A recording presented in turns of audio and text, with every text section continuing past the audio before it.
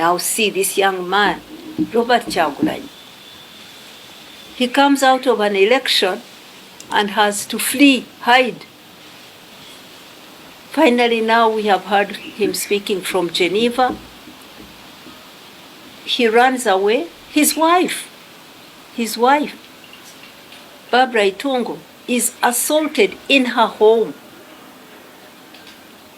And the head of the army proudly displays a picture of her in a humiliating position, sitting and crawling on her bare floor, her house ransacked, and a soldier over her head. She told a painful story of her humiliation, sexual assault, pulling off her clothes and leaving her exposed in front of tens of soldiers. She fell unconscious, had to be hospitalized. This is after an election. These are not elections. The whole world is condemning them now. The violence, the fraud, the intimidation and threats, the humiliation. So these are not normal things. Our country is not in a good state. I chose to go to pray because that's how I was raised, to take problems to the Creator and to come together with others to find solutions. That's the purpose of this Mass. It is done. Dr. Kizza Besigye's health continues to be of serious concern. I visited him 2 times last week, and he told me that he has developed a reaction to his prison conditions, an allergic reaction that causes him to cough endlessly. He loses energy and loses the ability to speak. That's why when some people go to see him, he's unable to meet them. He was very low on energy and his voice goes. This is of concern. We have continued to ask for bail 4 times. It is denied. Bail can be granted to an ADF leader, a self-declared rebel group in Congo. Its leader, Jamil Mukuru, was captured, was given bail. But Besigye, who is a peaceful political leader, is denied bail.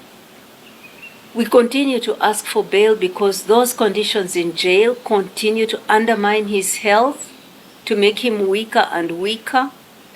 And unless the threats of General Mhozi are really their intention, and I now believe that that is his intention, to kill Dr. Kizza Besigye, then this is a plan to continue weakening him in jail and end his life.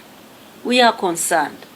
We are concerned about the continued threats to his life, concerned about denial of bail, and his weakening as he continues to live under those miserable conditions, as well as isolation. He's not allowed also to talk with other prisoners or to step outside his he's contained in a small cell. He can't go and play football with others. He can't pray in church with others. He cannot even walk through others and greet and shake hands with another prisoner. He's guarded 24 hours by General Mhozi himself and his soldiers. Because that prison is a prisoner under Uganda prisons, but I also know that in the prison itself are military men guarding him. When he steps out, they follow him. When he was at the clinic, they were there. I tried to confront one of them to ask them, why are you here? You are not a prison officer. He ran, and I took her picture of her back as she was running.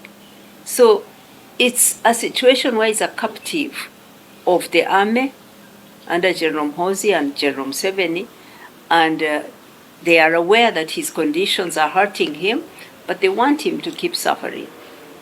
They want him dead. And also, when you speak to him, When you speak to him, what? Dr. Besigye's message to Ugandans is to stand together and be united. To be united in claiming their rights, human rights, and their rights to democratic governance. He wants us to be united and not to be afraid. Fear is what those who want to govern us by force, by violence, use. So he wants us not to be afraid, to come forward and unite and demand our rights peacefully. This is his message, and that's why I thank very much His Grace Archbishop Paul Semogerere for agreeing to lead this prayer, which is a personal request from a family member. This is the practice in our church, but knowing that this is an unusual prisoner who represents political ideas and is right now unable, not free because of his political views. So that courage to step forward is what he's asking from us. Direction. Our national budget is not mainly funded externally. No. It's mainly funded by the money raised from Ugandans through taxation. That is where most of our money comes from. Yes, government also borrows externally, And the grants, free money, gifts, have become fewer and fewer. So that is how our budget is.